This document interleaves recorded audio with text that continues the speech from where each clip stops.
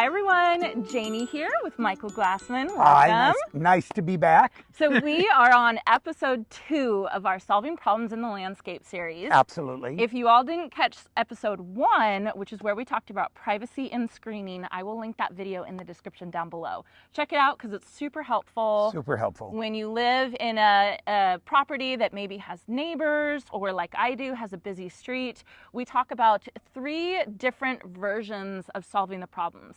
The gardener's version, the DIYer's version, and of course the designer's version. Right. Our goal for this series is to just kind of go through a couple problems that we all have in our landscape and basically solve it. A way a gardener would do it, a way a DIYer would do it, and then of course a way that a designer would do it, right? And what we said in the last video, which we say again, is if you have certain problems, send us a comment, yes. Ask questions. We can also cover those in the videos, and that's the most important thing. We're doing this to help everyone, not just for the fun of it. Well, we're having fun. Yeah, but we're doing it to educate everyone, and anytime you can solve a problem, that's education that we all can use. Yeah, and a lot of you did send in your problems after episode 1, and I just want to let you know a lot of the problems that you did have, we already had planned to talk about. Absolutely, so absolutely. Stay tuned, hit that subscribe button, and we're going to get into episode 2 now. Right. Which is...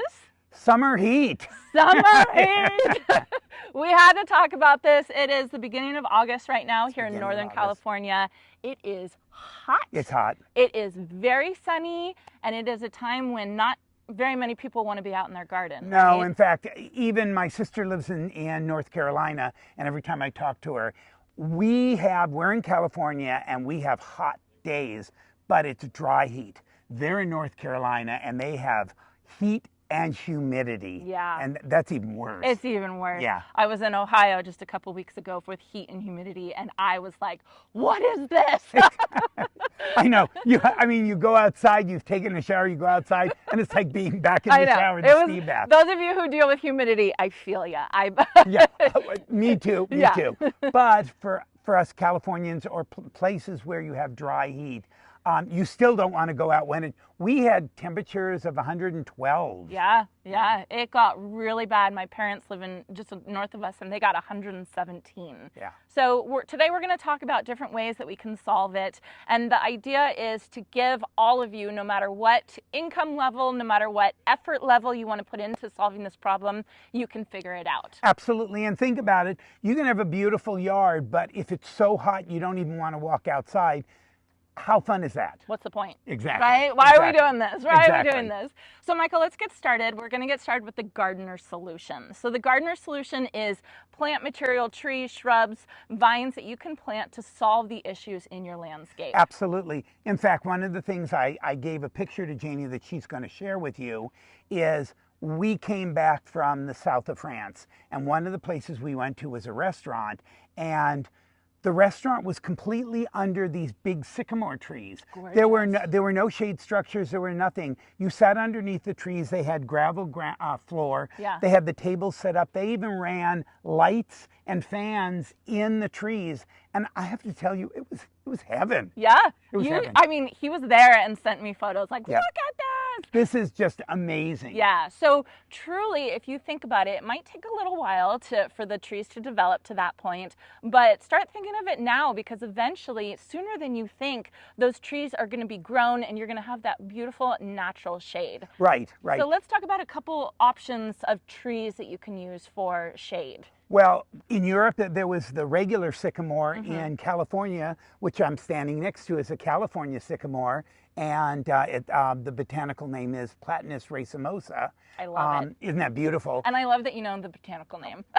It helps. It's funny because just to tell people, when you go into a nursery, you can say, I want a tulip tree. Yeah. Well, there's like 5 different plants that they call a tulip tree. So if you do learn the botanical name, it's not like you're trying to be, something that you're not. You're just trying to communicate. Exactly. Yeah. It helps because you can say, oh, I want a Platanus racemosa as opposed to the Platanus acerifolia. So whatever. Right. Yeah. So I want one of these in my garden. Tell me again what it's called. It's a California sycamore, Platanus racemosa, and the thing that's neat about it is, again, a big, wonderful canopy.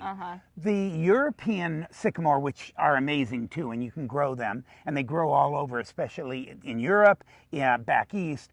a lot of times what they do when they get so big, they can get 120 feet. Wow. With a spread. Wow. They do what's called pollarding. Okay. And what that is they actually, and people have seen that, they actually chop them. In fact, during the Paris Olympics, when you go down the Champs-Elysees, those are pollarded sycamores. Wow. Where they chop them back and they look like they have little knobbies. Yeah. And then the leaves come out of them. But it's the way they control the growth, and yet they still get a canopy, but they don't get 120 feet. Right, right. So you can kind of fit it to your own space. Absolutely. Yeah. Absolutely. So now, we have sycamores, and then now I know maples are incredible, right? Silver maples, yes. October glory maples. Yes, beautiful. Scarlet maples. I mean, oaks are another good one. The scarlet oak, the pin oak. Those are fabulous trees. Yeah, and if you live in an area where there's more moisture, there's also birch trees, like river birch trees, which I just think are just the most gorgeous things. But they like moisture, and so they don't do as well in a dry area like we have. Same thing for weeping willows. Weeping willows are amazing, but they need a lot of moisture. And please, please understand, we're talking about problems. Do not plant a weeping willow anywhere near suburbia, your house. Yeah. They have invasive roots. Yeah. And there's a situation where people have found roots coming out of their toilet. Oh my God. Oh yeah, and it's a willow tree. They'll go into the sewer lines, they will go into the water lines. So weeping willows are gorgeous, but if you have 20 acres way out in the distance, or you have a pond, those roots will go into the pond, which is fine. Yeah. But you don't want to plant a weeping willow anywhere near suburban house, a foundation, where those roots can go into the plumbing. At my last property, which was only like 1/10 of an acre, very small suburban property, I had an arborist come and I said, I would like you to plant a weeping willow tree. And he said, nope, absolutely not. And I thank him for that because I didn't know any better, right? Right. Ginkgos. Oh yeah, ginkgos. Except I will say, if you do plant a ginkgo, and of course you want to do the male one. Yeah, so why do you want to do the male one? The female one, we love females, of course, but the female one has fruit, and the fruit has the most horrendous smell. It smells really bad. You will know immediately if it's a female or a male when you're walking down and you're like, what is that horrible smell? What is that horrible smell? Yeah. And they're very slow growing, but let me tell you, there is nothing more magnificent in the fall when you have those gold leaves that look like lanterns. Oh my God, that is gorgeous. Gorgeous. And then the cool thing about those is they are deciduous, right? So just the difference between evergreen and deciduous. Deciduous loses its leaves during the winter. Ginkgo will actually lose its leaves, but they lose it all at once. Right. Which is fabulous. Kind of just like the Chinese pistache. That's another great one. Yeah. Chinese pistache. Pistachio chinensis, and there's a variety called Keith Davies. And the thing that's so cool about that is it has better color, but it doesn't have all the berries. So it's not as messy. Yeah. But the color, oh my God, is that beautiful. Stunning in the fall. So I will also want to send you all to the Arbor Day Foundation website. They have a program on there called a Tree Wizard. I don't think I even told you about this. But basically you can put in your zip code, you can put in the issues that you have, whether acidic soil, alkaline soil, drought soil, all that kind of stuff. And then they will tell you some trees that are really good for your area. So I will put a link to that in the description down below. Keep in mind, it's not only shading you, but it can shade your house so that you don't have to use as much electricity, you don't have to use as much air conditioning, because the tree really does some amazing things. Yeah. Now, what if somebody lived in a smaller property that couldn't fit a tree? There's where the DIY comes in handy, and I love this. Places like Costco. Yeah. Places like Sam's Town. I mean, there's different places. They are now selling prefabricated structures. So there's the Costco gazebo that has the peaked roof, and it's a metal roof. Yeah. There's a Costco gazebo that's looking a little bit more contemporary. Right. And it's flat. There's a Costco gazebo now that has louvers. And the thing that's amazing about these are, number one, you can put them together yourself. Yeah. Number two, you don't need a permit. And number three, the best is, for example, most of them are under $2,000. So like the louvered ones, which is a 10 by 13, 10 feet by 13, they were recently selling it for $1,500. Yeah. And let me tell you, you can't buy the materials for that much. Right. If you were to say, I want to go ahead and build it from scratch, the materials would cost more than $1,500. So you're getting all the pieces, all the materials, you're buying it, and a lot of times they're even on sale. Yeah. You can put them together. I mean, you can't beat it. And a lot of people are saying, oh, you know, they're cheap. They're not. I use them all the time for my clients. Yeah, that's what I wanted to say, is that I've been around you and your designs a lot, and I've seen you use these structures in your designs. Beautiful, incredible designs, and they fit in perfectly. Right, and I have a story. Okay. So I was asked to design a winery. In fact, that's where my wife and I got married, the place that I designed. It's called Scribner Bend. I have pictures of it we can put up. And we've been doing different phases. And one of the phases, it was an open area that they wanted. They wanted to be able to have people to have lunch in a covered area. So I came down there and we were talking, and they said, well, they're going to build this big structure.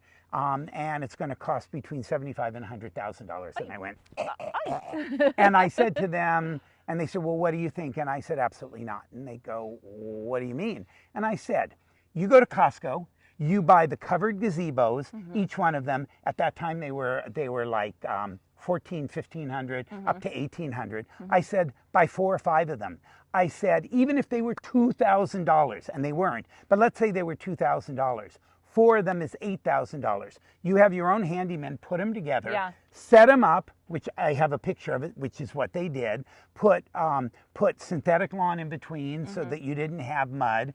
Put curtains up and everything, and now you have the whole investment maybe $10,000 versus $75,000 to $100,000. They must have loved you. Oh my God! Not only did they do it, but let me tell you what's so great about it. They rent them out. People come, they reserve it. They charge them like $100 for 3-4 hours. Yeah. They have private parties if you want. They give you a deal if you want all 4 of them. They're all right next to each other. You can rent them out, and they become a great money maker rather than spending this outrageous, and it looks, as I said, I've got a picture of it. It looks amazing. So as I said, why spend money when you don't have to? Right, right. So you see, even the DIY solutions, the designer can still use it sometimes if it's the right solution. So, and then you use shade sails a lot too, right? Shade sails can be really great. We have some pictures. So I'm going to take you guys over to, right now, we are at Park Winters, which is in Winters, California. I had an event here earlier this season, and we wanted to bring you guys here so that we could show you some footage of how they have solved shade heat solutions here. And they have amazing shade sails. They have amazing pergolas. Would you call this a pergola? A shade structure. A shade and we'll structure. Talk about that. We'll get to that.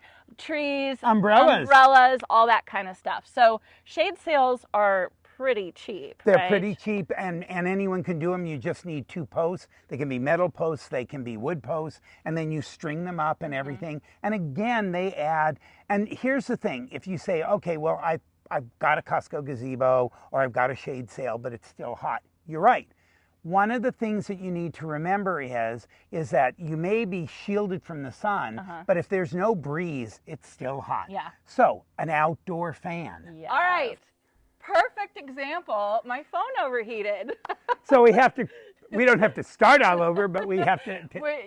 We decided to move under the shade sails, which is exactly what we were just talking about. Yes. How wonderful they are and how easy and DIY they are to hang up, right? Yes. Yeah. So, and then also you might see some misting coming over the phone. I'm just trying to keep my phone cool because it is 100 degrees right now. Yes. And misters are huge. You love the misters. I love the misters, and what you've got are commercial grade misters. They're amazing. It's what you see in restaurants and where you have a lot of public, and anyone can do them. They're just super expensive. So you can do misters. Home Depot sells them, Lowe's sells them. You know, you hook them up to your hose, they'll work. They do clog up. They're not the quality that the commercial grade, but I think I was telling you, they do have those little, they're under $100. You can buy them.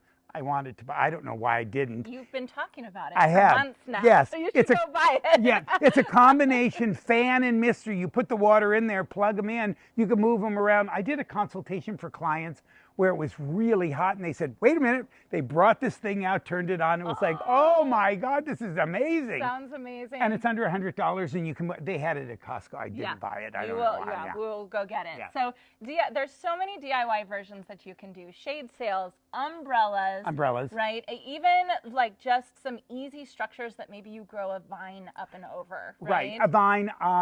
I love wisteria. Cecil Bruner rose would be, beautiful. oh my God, gorgeous. Grapevines. I've seen people with pergolas with grapevines, and it's just absolutely gorgeous. So kind of a gardener, kind of a DIY solution, kind of half and half. And then again, we did it for privacy, but shades that roll down and curtains keep the western sun or the sun from beating in. Yeah, and I like your idea of the roll down ones, because say you want to sit and you want to have dinner, you can roll down your shade and then roll it back up to, you know, to move it out of the way. Exactly. So then we talk about the designer shade. Yes. And keep in mind, a lot of times it's not like, oh, well, we have to get snotty and it's got to be, It's not like, I want people to understand that a lot of times doing this solution is if you're building your house, your dream house, if you're remodeling and you want to add an area that's all shaded, so you're gonna roll that into the remodel or the house, or you're gonna add that to your house. A lot of these things, we're gonna start with the different things. You need a permit. You need to get structural engineering calcs on that, and you need to get a permit from the city or the county that you live in. That's one of the reasons it gets so expensive. One of the first things that you will think about is something a designer might talk about, a loggia. He says loggia, and I'm like, huh? What? So tell us what a loggia is. Okay, it's an Italian word. It's a loggia. What a loggia actually is, it's an attached structure to the house. It's got a solid roof, and it's like an outdoor room. It's an extension of your house. Right, and a lot of times what they're calling it in California, here in Davis, a California room. Right. The biggest problem with those are they're not big enough. And one of the biggest mistakes I tell people, if you're designing a space and you want a loggia or a California room, make it big enough that you can actually use it. And let me explain what I mean by it. If you've got a door here and you got a door here, and your space, so in front of this door and in front of this door, you can't put furniture because you're going to walk right into tables and chairs. If your loggia is only 10 feet wide, it's a walkway. What are you going to do with it? So I try to tell people, if you're designing that at the same time you're working with an architect to design a designer to, make them big enough so that you have enough room to open a door, walk around, and still put furniture. Now, at the same time, one of the things to consider is it's going to have a solid roof. And depending on your orientation, if it's on the northern side of your house or wherever it is, it may wind up darkening your house, so that the back of your house where this loggia is going to turn into a pit. So what I always tell people is, think in terms of putting skylights, and I'll get into that, a pergola. Okay, a pergola is the same thing. It's attached to the house, but it's not a solid structure. It's what you have. It's beams and rafters, and then what people usually do is, for shade, they put lathing. Or they put shade cloth. And what I have is lathing. You have lathing. Little pieces of wood. Exactly. A shade cloth is almost like the shade sail, but they make some really amazing stuff that will take either 90% of the heat, not the light, or 70% of the heat and not the light. But if you have a solid roof and you don't have a way to let light in, as I was saying, the inside of your house could be really dark. So you put the skylights in, but one of the things that I explain to people is that's going to let more light in, but it'll also generate more heat. So if you do put skylights, you definitely should have, some of those skylights should be openable. Which means that whether you do a crank or automatic, that they pop open, and the hot air, because a solid structure with skylights can generate enough heat. It can be 150 degrees underneath it. So what I tell people is, you put an openable skylight, one or two, along the house, and that way it opens up, or you have a baffle that opens up. All that hot air escapes, so you don't get you now get the benefit of the shade, the light, but you're not 150 degrees. Wow! And they have skylights that can open like that. Yeah, in fact, Lowe's sells them. They're like $1,500 a skylight. Which is not cheap, but my God, it makes such a difference. And that's one of the things that I tell people. If you're going to put a solid structure, this structure that we're looking at is a gabled roof, and we don't have to worry about it being too dark because there's no structure behind it. Right. But if this was part of the house, I would have suggested skylights. So we've got the loggia, we've got the pergola. And then you have a gazebo. Oh, yeah, a gazebo. I'm like, I know there's another one. Yeah, there's a gazebo, and the gazebo is a freestanding structure. Okay. And that can be either a solid roof or it can be an open roof, Okay. but it's a freestanding structure. And again, a lot of communities, and I recommend to whoever's doing this, find out what the codes are, find out what you need a permit for. Yeah. Because in some places, if your structure is 120 square feet or less, you don't need a permit. Right. But if it's bigger than that, you will need a permit, and that means you need structural calcs, you need to go in, you have to pay, it's a lot more money. Yeah, and I do have to say, experience with that, if you guys go back and look at my last property I lived at, we had actually Home Depot come and install a pergola, and instead of doing one big pergola that we had to get a permit, we did two separate ones. So it's just another way to do it. You can get that designer look. That you don't need a permit, right. Just a little gap. Just a little gap. And saved us a bunch of money. So for the structures, we have the gazebo, we have the loggia, and we have the pergola. And then we were talking about the misters, but then there are designer version of misters, right? There's a designer, yes. These are the commercial grade. It's called a commercial grade mister. Yeah. They're on timers. They've got filters. They're on a little computer chip so you can turn them on and turn them off. They use them in restaurants all the time. I'm obsessed with these. Yeah, Like, I love the misters. I've just been standing under these like, this is amazing. I would say that for designers, which is kind of this thing you were talking about with our last episode, your designer solutions often combine all three. Absolutely, absolutely. I definitely like the idea of shade trees. Yeah. In fact, there's a restaurant in Sacramento called the Firehouse. They have a courtyard. Their shade comes from big Chinese pistache. Oh, I love it. So as a designer, I will definitely use shade trees. I love it. It also helps with the solar benefits of the house. Yes. Yeah. I love the idea of using the Costco gazebos or the Home Depot, the prefab gazebos that you can put together. Yeah, just save a little bit of money. So that's why I say to people, you don't always have to spend money to solve the problem. It can be a combination of everything. Yeah, I love it. I love it. And that's kind of the goal of this whole series, is to get you all to think about, right, the different levels.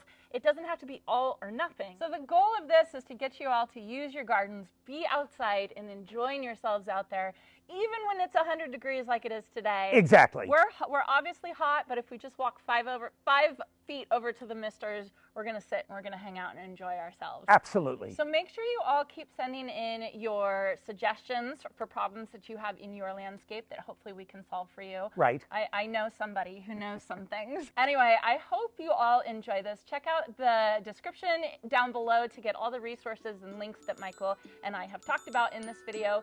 Please consider subscribing so that you can follow this whole series. We're going to have more videos coming out. A lot more videos. As much as we can fit it into Michael's schedule, busy schedule. But anyway, I hope you all enjoyed this, and I hope you all have a chance to get in your garden today.